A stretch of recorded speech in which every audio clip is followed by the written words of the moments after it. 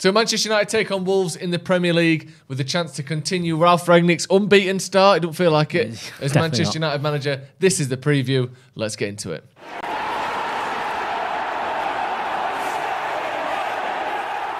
Hello, welcome to Stretford Paddock. My name is Joe. This is Alex. Hello. We are here for the preview of Manchester United against Wolves in the Premier League. A chance to do the double over Wolves, even though they battered us last time we played them. We beat them. That's a mad one, isn't it? I don't remember. I didn't watch this game. It was weird, but it was like I remember Twitter melting down saying terrible. how bad we are. This man right here destroyed us in that first half. He didn't score. No, he didn't. No, Mason got the goal, didn't he, in the first? Mason got the goal. We had some cleared off the line. Fred had an absolute stinker. But, you know, things have changed. Fred doesn't have stinkers anymore. It's not like he got pulled off at half-time against Newcastle, is it? No. So let's get into it then. Let's start out with his partner in midfield, a man that... His partner in crime. His partner in crime, and there have been a few crimes against football committed by these two in the last 18 months.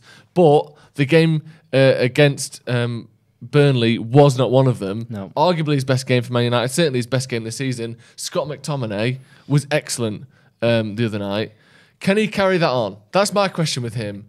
At some point, you have to be consistent. That's the thing. Like, you look at even players in the Championship, pretty much any professional footballer on their day can have a game where you go, wow, this is a player. The difference between that and the top players, you do it 9 times out of 10 rather than 2, 3, 4 times out of 10. And obviously, Scott McTominay is a competent Premier League level footballer. But if he can have games like he did against Burnley 4 times out of 5, 8 times out of 10, you're then looking at a guaranteed first teamer for Manchester United. Is he capable of that, do you think? I'm not sure. I think that the Burnley game maybe just sat perfectly for Scott McTominay. It's one of those games that it was all about being physical, winning the ball.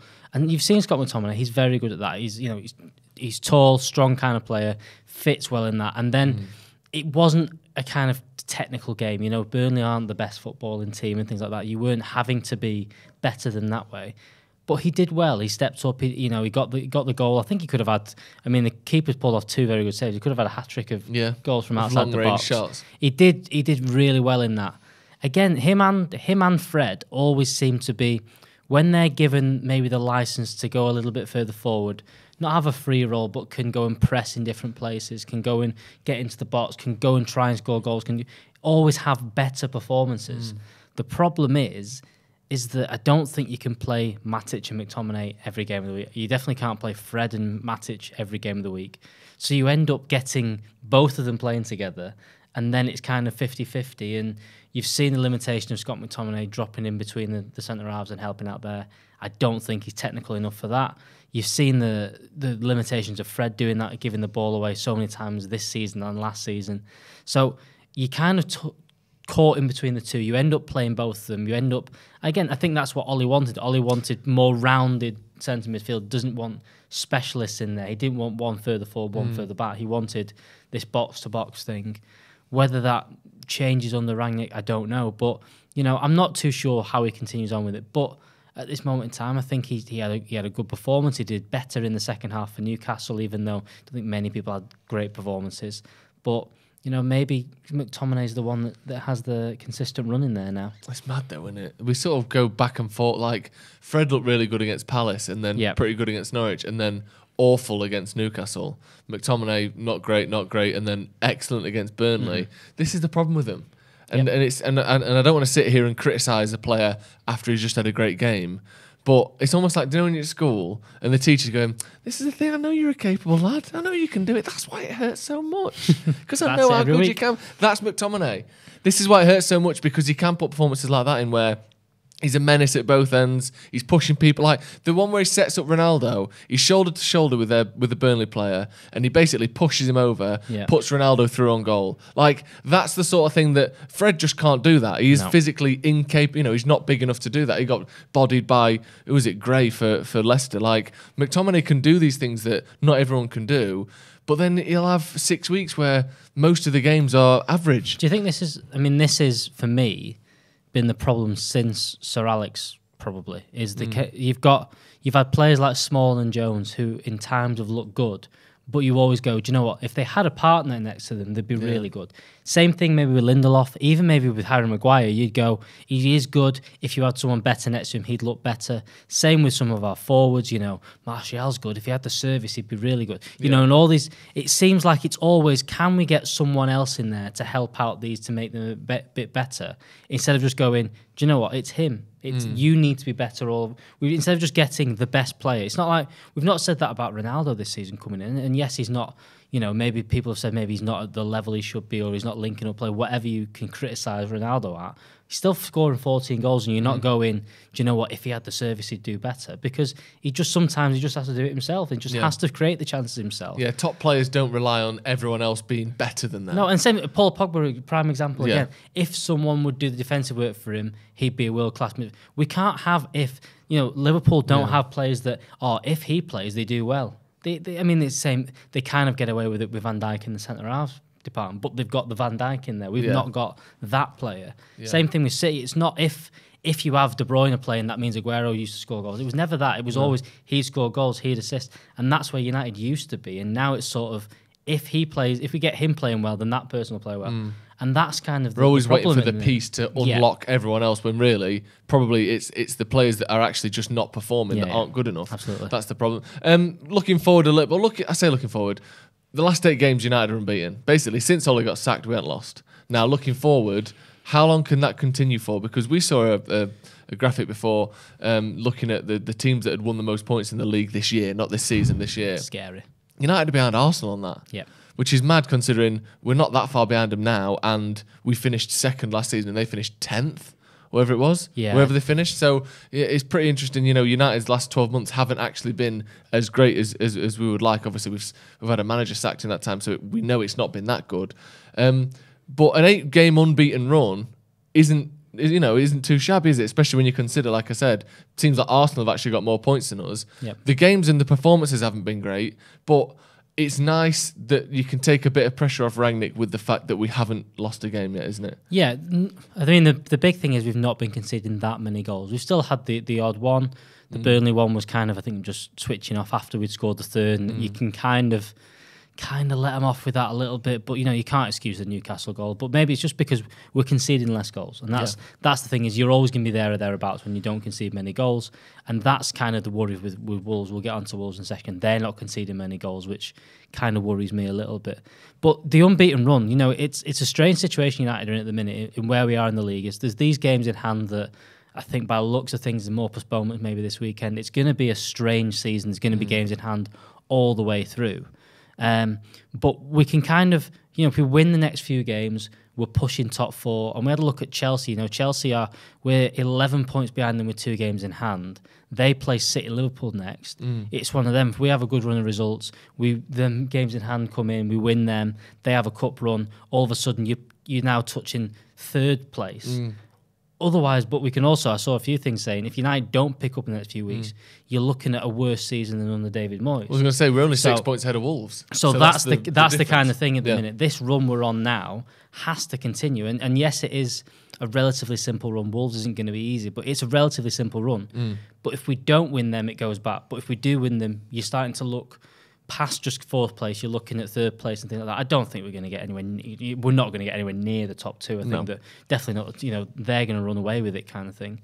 But if we get the right run before that horrific run in March, it at least gives us something to play for in terms of 3rd and 4th place. But like you said, if we don't get these results, we're looking behind us at the likes of Wolves at the minute. And that's the thing, though, isn't it? Like, there was all this talk of this easier run after the Arsenal game. It gets a lot easier until basically March. Like you said, we play City, I think, is the first big game, or the first team that finished in the top 6 last season, other than West Ham. So it is a simple run, as you said, but you have to win them, and you have to get the points. And so far, whilst the performances haven't been great, we haven't lost any of them. We have been unbeaten on this run. If we can go unbeaten in the league till March, we will be top 4, undoubtedly. Like, no question of a doubt. I mean, obviously we could draw more, but that's not what would happen, is it? So it is better than it looks. Like, the Newcastle game was awful. Norwich wasn't great. Burnley was a bit better, but still not great. And yet, we got 7 points from those 3 games. So, yeah, I think this unbeaten run is sort of going under the radar a bit because the performances have been poor and we've not actually played for 2 weeks before the game against Newcastle. It's almost felt worse than it is. But actually, there are things to be positive about at the moment. Yeah. Let's have a look at predicted 11s then. We'll start with you, Alex. Take us through who you think is going to be starting for United. So, my predicted 11 in goal, David De Gea, easy decision at the minute. Peasy. I don't think that's going to be it unless he's picked up an injury, but it's not looking like he's going to do that. Back 4. Bailly came off. It's not going to be Phil Jones. Lindelof's still got COVID. It's going to be Maguire and Varane by the looks of things. I think looking back at it now, right decision to give Varane last night off until, give him 20 minutes or whatever, get him back into it, get him back fit, because he didn't look fit against Newcastle. He looked really shaky. Hopefully that's them two back now and set. I think Luke Shaw had a good game, so I'd like to see him keep his spot. I think he's got something more just in terms of driving forward. That's really it. Delo, I think, when he came on, just showed the quality compared to Wan-Bissaka. I think Wan-Bissaka had a good game last night. I think he did a lot of things very well, but it panics me when he's on the ball. It is worrying. We talked about. I've gone back with Fred and McTominay in there just because I don't think Matic can do it. I don't think he can do these back-to-back games. I think he's going to have a break.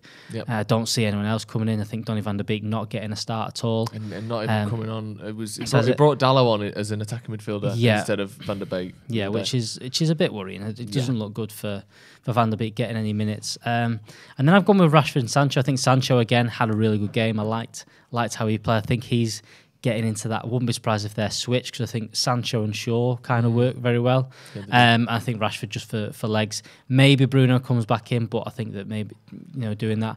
And then the front two, I'd like to see this front two get a run of games because I think there's something about Cavani was quite poor the other night. I think he was poor, but I'd like to see this run of games with them playing together. I think there's something about it, and Wolves are going to sit back. They're going to do that. We've got the option of breaking them down. And I think that Cavani kind of doing it, it's just another option. You could see them, even though it didn't fall for Cavani, they were making different runs, and one was at the back post, one was at the front post, which when you've got Rashford or Greenwood in there, I don't think you quite get that. You don't get that extra option in the box. You get someone dropping off and wanting that, but I think that having those two up there, I'd like to see that a little bit longer. Yeah, how many goals have they got between them? About 1,200 goals or something in their career. Ridiculous amount. You put those two up front, you're gonna get goals, aren't you? Yeah. Move on to my team. Quite a lot of similarities, obviously, because it's Man United, isn't it? So we've got De Gea. I've gone with the same back four as you. I think Wan-Bissaka was good one-on-one, and perhaps because it's Traore, we might see him play in this game. I wouldn't be surprised if it was Wan-Bissaka, but I just think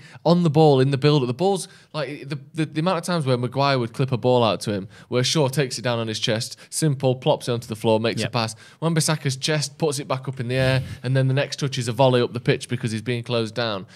I think I've said this a lot, but his crossing, his actual delivery into the box isn't bad, Wan-Bissaka. It's everything leading up to that where he's subpar. I think that's what Dalot's good at, his build-up in his integration. About 5-6 minutes to go, right in front of me on the other night, when he took that ball down and just passed it to a corner. Yeah, and they nearly scored. And if they get their goal from that corner, it's 3-2 with 3 minutes to play. And United are a bit shaky at the minute. Yeah. So I'm definitely. I keep Delo in there. I think he's done well the last few weeks. Yeah, and going through obviously, I said same back four. It's not the same back four. The same fullbacks I meant. Yeah. Because I have taken Maguire out. Rangnick said I think Lindelof's isolation will have ended by the game against Wolves. That doesn't give him much time to train, but at centre back position, it's not quite as strenuous as maybe a central midfield or something like that in terms of running. Yeah. And I just think Maguire's been so poor. Yeah. If Lindelof is fit, he's been better than Maguire. Varane has been better than Maguire. Play the most informed, the best two players you can. I know he's captain, but you can't keep playing him just because he's the captain. I think get him out and give him a rest, give him some time to get his head back, and also show him that you don't just get played every week when you're playing this badly. No, yeah. I don't know his personality well enough to say whether that's how he would respond best. I don't know, but from it's unfair on Victor Lindelof for him not to play when he's been comfortably better than Maguire. But I think what you said there is about his personality. I think people overlook that. Just say drop him. Drop it. They don't think that, look, Maguire let's not look at over this season, since he's been there, has been our best centre-half. Yeah. You don't know whether he's the kind of person that plays way back into form. So as much as I agree, it's about his personality. But I think so people quick to just drop him, which I think do you know what, he deserves dropping, but he might be that kind of player that you want to work back into the team and work his way back into form. Luke Shaw thought he was excellent the other night. Yeah. Not back to his very best, but better than he's been pretty much all season. Same logic with Fred and McTominay. Matic can't do it. He clearly don't fancy Van der Beek. Pogba's not fit, so there's your defensive pair. And I do think Fernandes comes back in. Okay. I think he's still our second most productive player this season behind Ronaldo. Regardless of his performances, I think he does offer a lot still. My only concern is with him and Fred in the team together, you have two players who lose the ball all the time. Yep. And admittedly, that's more of Fernandez's job title than Fred's. Fred shouldn't be losing it that much. But when they're both playing, the amount of turnovers in possession, it just gives the opposition free chances, free build-up, free possession. So ideally, I wouldn't have them both in at the same time, but we've described why we have. And I have taken Cavani out. He's barely played for the last few months. He's played 2 games. He was, pretty poor against Burnley, just wasn't involved enough. I think Rashford, having had a rest, hopefully can, try and capture some of that form that we saw from him last season. And I've put him up front with Ronaldo. Do you think Ronaldo ever gets rested? Ever? Get in the league? Do you think if he's fit, he plays? No. I think he does, yeah. I think if he's fit, he plays. Okay. I don't see when you rest him. Yeah, you don't ever want to rest, does no. he? He wants to retire with the most goals, the most appearances, the most this, the most that, and he just every time he's fit, he wants to play. So I think he'll play. Do you? I agree. I think it's weird because I do think that there's times that he needs it and could do with it, and I think that Ollie kind of had it right. Trying to drop him against Everton, but it just didn't work. No. But I think he's going to play every game. Yeah, me too. It's mad that, isn't it? Yeah. He's by far the oldest player in the squad. Well, one of the Cavani. oldest. Yeah. And he plays every week. Get your score predicted 11. Sorry, in the comments. Let us know if you think we've missed anything obvious. It's predicted, not what you'd like. It's predicted. It's what you think is going to happen. Move on to the opposition then. Wolves, as we said, only 6 points behind United. They're on, I think, 25. We're on 31 points. They're 8th in the table. Not the best recent results, but like you said, there you look at that. They don't concede many, do they? And all of those games have either had 1 or 0 goals in. Yeah, it's a tough. The thing with Wolves is they are not conceding goals, and that's kind of what this manager's come in and done. Said don't concede any goals. If we keep clean sheets, we'll be in there. Jimenez starting to get back, not really firing since he's come back from his injury, but having him there gives them that option again. And like you said, they nick a couple of results. They never out of a game, which is a big thing. It's horrible to play against, and going away to them, it will have it. Even having them coming at Old Trafford, they're going to sit back even more. You need to do what we did against Burnley tonight and get that early goal, and hopefully they come out and try and get something. Because otherwise, if they sit in and do that, it's going to be a really tough game. Yeah, and what's mad actually when you look at those teams they've played recently, it's an absolute stinker of a run of form, isn't it? 0-0 against Chelsea, decent result. Beating Brighton, decent result. Losing to City and Liverpool, they would have expected that. Really, the only result there that is something they wouldn't have wanted is drawing with Burnley. But actually, considering they've only won 1 of their last 5, it's actually not that bad, if you know what I mean. It's a good run of 1 in the last 5. Yeah, exactly. So slightly strange, but the 5 points from the last 5 could be a lot worse than that. Yeah. And then obviously they've got United as well, so difficult games for them. But the fact that they're back up in 8th, they were struggling, weren't they? I think their top scorer is Juan Hee-chan so far, only got 4 goals in the league. So like you said, no one's really firing for him. Yep. But when they're barely conceding goals, as we found out against them, and this was, the manager had just started then in August, they are difficult to break down, they are difficult to score against. And if it weren't for the fact that, Traore can't shoot, they might be, challenging for European spots. And it's kind of like, well, since Rangnick's come in, it's kind of been the same. We haven't been good, but we've conceded less goals. Yeah. Which means there's more chance of us nicking one, getting the one. Yeah. Against Norwich, we were really bad against Norwich, but we scored the 1 goal, we got the penalty, and that's the win. Same thing against Newcastle. We didn't defend well. This isn't an amazing defensive display, but we didn't concede more than the 1 after the start. We haven't conceded more than 1 against any team since Rangnick. We were still in the game, and I still, like you've said, I think I've said in the past, with the players we've got, we always fancy a goal out of sort of penalty or a header or something. And, you saw the goal, we got the Ronaldo goal, just the tapping, just having someone switched on enough to do it. The Cavani goal in Newcastle, someone that's just in the box in the right time. You fancy us to score a goal. It makes things difficult when you do that. It does. Speaking of scores, give me your predicted scoreline. I mean, you can't go past 1-0 United. 1-0 United. Look at that. It's been 1-0 3 times out of the last 5 we played them. Yeah. All their results are 1-0. It's 1-0 United. Maybe I want to say 1-0. I've got to worry that it's a 0-0 draw this week, but can't go against United. 1-0 win, United. Yeah, I completely agree with your logic. It's going to be tight. It's going to be you're cagey. going to say That's why I'm saying 4-3. I'm going to go 4-3 United. I think it's going to be an absolute rocket fest. Just blasting them in from 25 yards out. I think I don't really think it'll be 4-3. I think there will be more goals than that, though. I think maybe 3-1 United or 3-2 United. I see us getting a few goals. I think there's part of this team where, like you said, because of just how good the attacking players are, at some point we are going to find form and start bagging a few goals. Yeah. Like not necessarily, front and back form, but I think attacking wise, we're going to start making chances. We're going to start getting goals. We saw them against Burnley. It was 3 goals. Ronaldo missed 2 1-on-1s, and McTominay at the crossbar. I know that led to a goal, but we were making chances. We were getting in good positions. I think at some point we're going to start converting those. So I'm going to go 3-1 Manchester United. Get your score predictions in the comments as well. And if you aren't already, click the join button. We are giving away 12 gifts for the 12 days of Christmas, leading to a Sony PlayStation 5 on the 6th of January. You have to be a member to be entered in the draw. Wow. So click the join button, become a member, help the channel out, get extra videos, get discounts on merch, and be entered for every single one of our giveaways. I have seen, though, a few emails come through to me. You've got to go on a desktop. Yes. Joe. Click it. Subscribe on a laptop, whatever it needs to be. On a desktop browser, comes up. There's a little subscribe button. The join button's next to it. I don't think you can do it off your phone. It's think you can. Very complicated off your phone if you can, because I've not figured it out. Stupid that you can't, but you do can't. it off your laptop. Go on there, computer, whatever you need to do. Go on there, click join.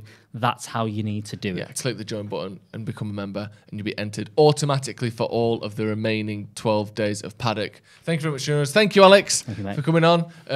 Check the community tab as well, where we'll be revealing all of the winners. So that's how you know. If you've won, you're going to find out in there. Once you remember, you get to join the community tab. You'll see it in there. Thank you very much for joining us. We're going to beat them, aren't we? We're going to beat Wolves. We need to. We'll see you in a bit.